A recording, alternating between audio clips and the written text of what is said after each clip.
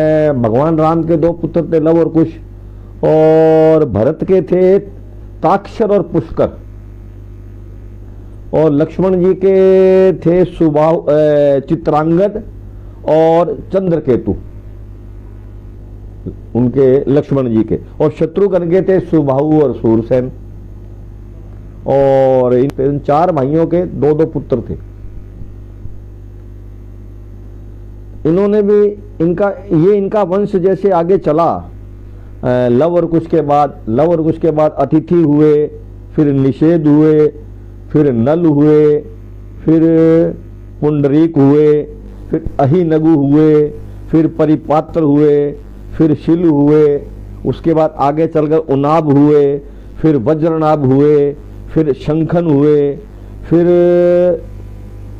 व्यतुति ताश ऐसा ना वो हुए, फिर विश्वसय हुए, फिर हिरण्याक्ष हुए, कौशल्य हुए।